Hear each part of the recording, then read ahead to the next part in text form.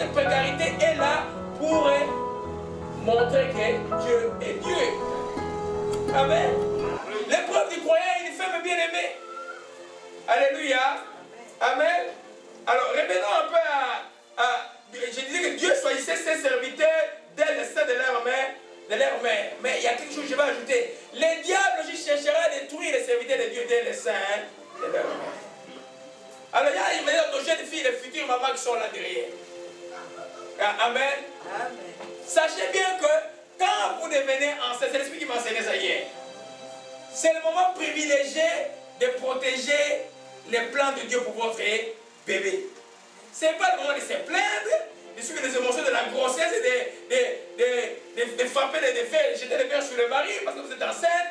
C'est le moment d'avoir des émotions, toujours de bonnes émotions, parce que même si cette il est prouvé que la manière dont le maman va se comporter pendant la grossesse va influencer les bébés.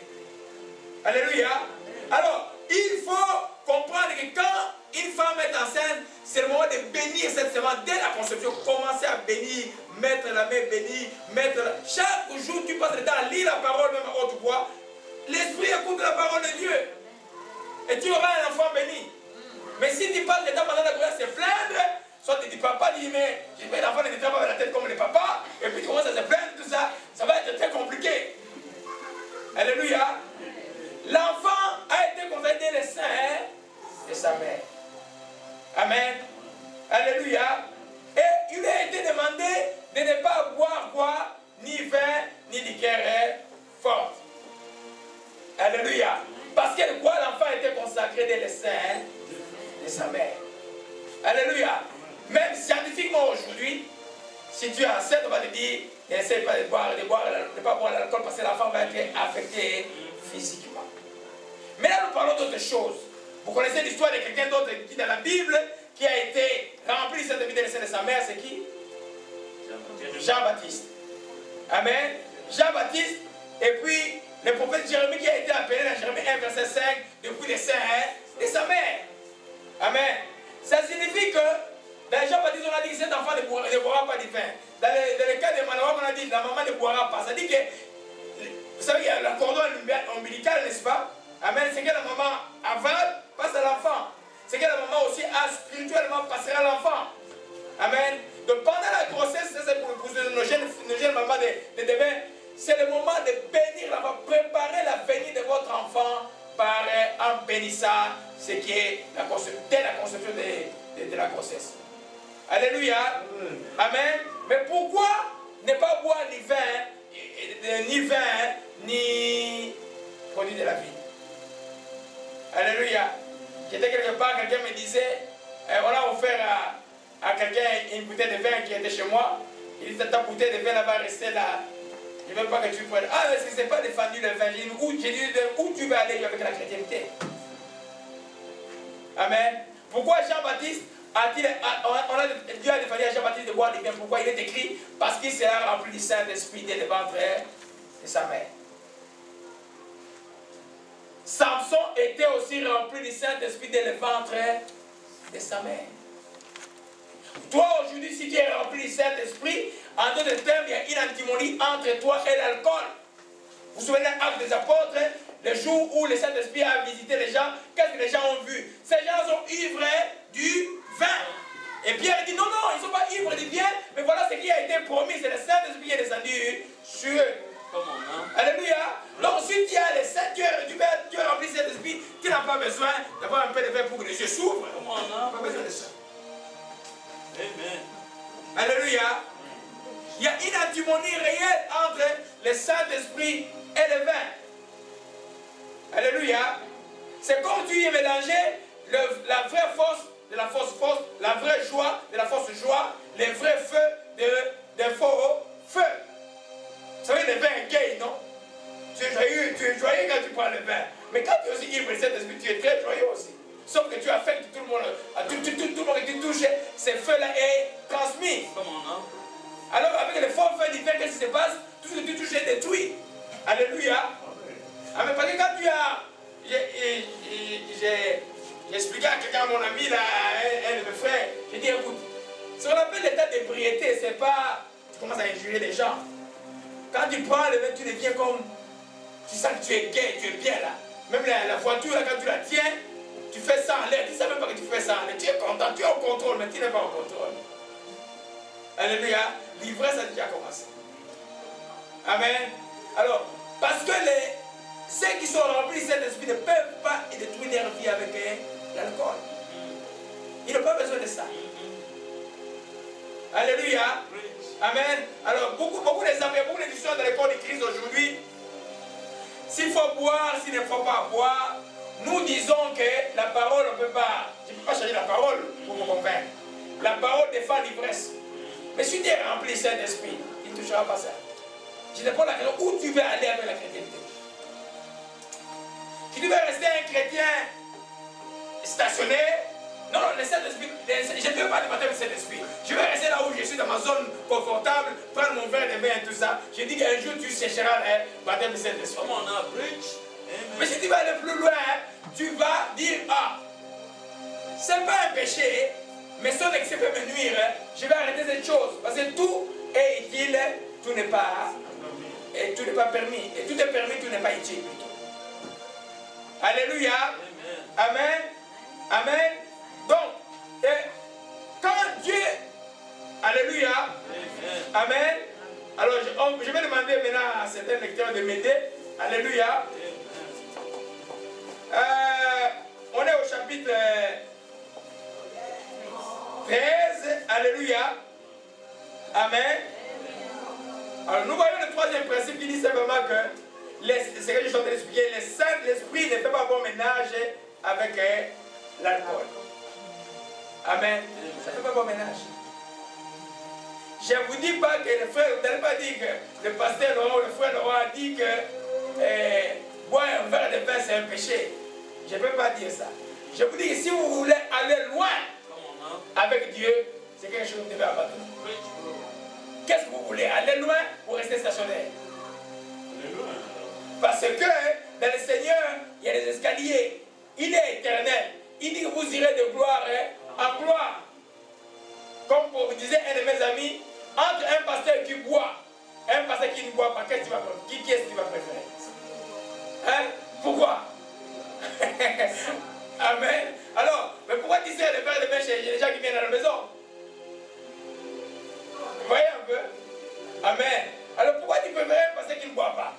Parce qu'il est supposé que le pasteur doit aller loin avec Dieu. Mais c'est faux, c'est tout le monde qui doit aller loin avec Dieu. Parce qu'en vous, il y a des enseignants, il y a des prophétesses, en vous tous, il y a quelque chose que Dieu vous a assigné pour son royaume. Alléluia. Amen. Amen.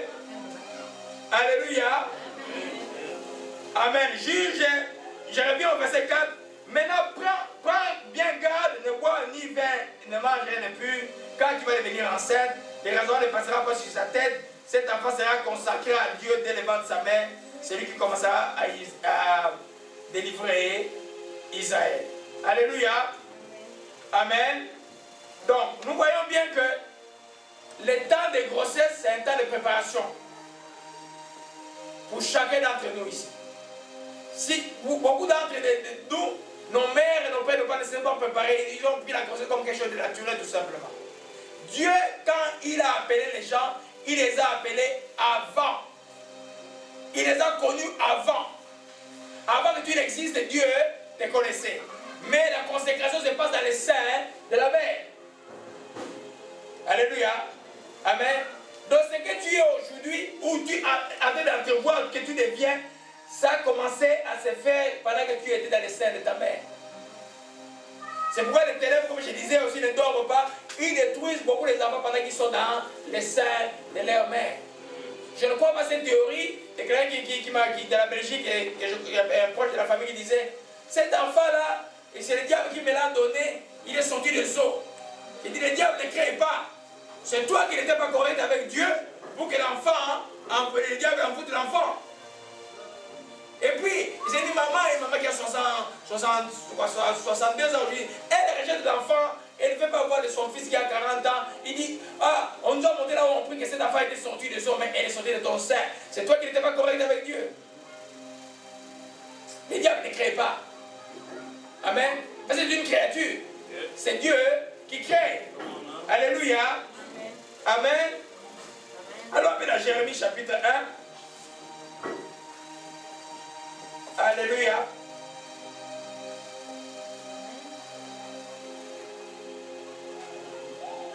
Jérémie 1, verset 5, je crois.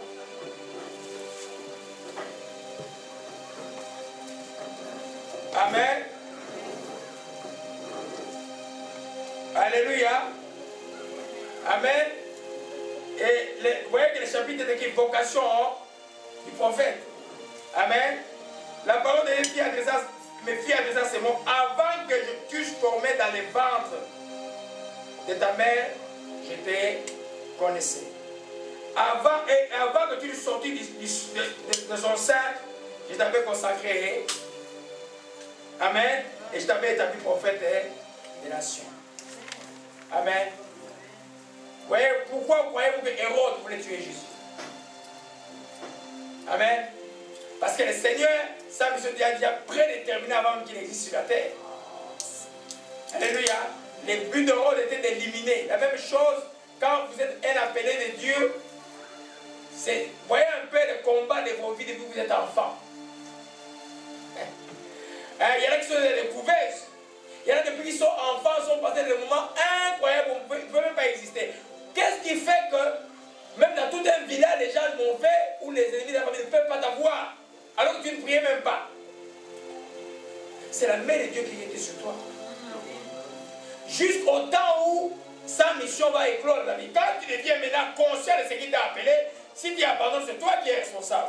Mais tant que tu n'es pas conscient, Dieu sa main sur toi. Tu peux entrer dans la drogue, ailleurs, la main de Dieu sur toi. Il va te ramener sur les chemins. Alléluia. C'est pourquoi des fois quand vous priez pour les gens, développez beaucoup de patience. Quand on dit prier les supplications, ça signifie patience. Parce que la réponse dépend de Dieu.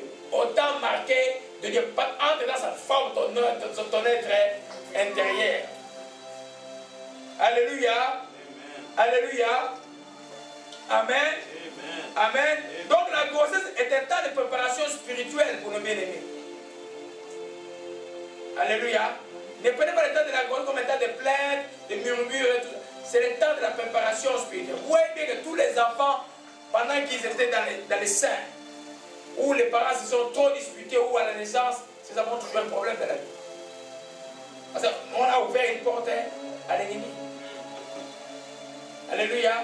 Les bébés n'existent pas quand après l'accouchement. Les bébés existent dès la conception. Ils sont l'esprit déjà là. Alléluia. Vous vous souvenez d'Élisabeth, de Marie qui est allée voir Élisabeth, l'enfant, Jean-Baptiste qui était dans le ventre d'Élisabeth, qu'est-ce que l'enfant a fait? L'enfant a tressailli de joie. Comment un bébé peut tressaillir de joie? C'est son esprit qui a tressailli de joie. Alléluia. Amen. Amen. Alors, là, nous continuons, mes bien-aimés, allons dans, revenons dans le texte de Juges. Alléluia. C'est l'introduction, ça va devenir intéressant. Amen. Juges chapitre 13, alléluia. À partir du verset 12, je vais demander à Sœur Aimée de nous lire du verset 12 jusqu'au verset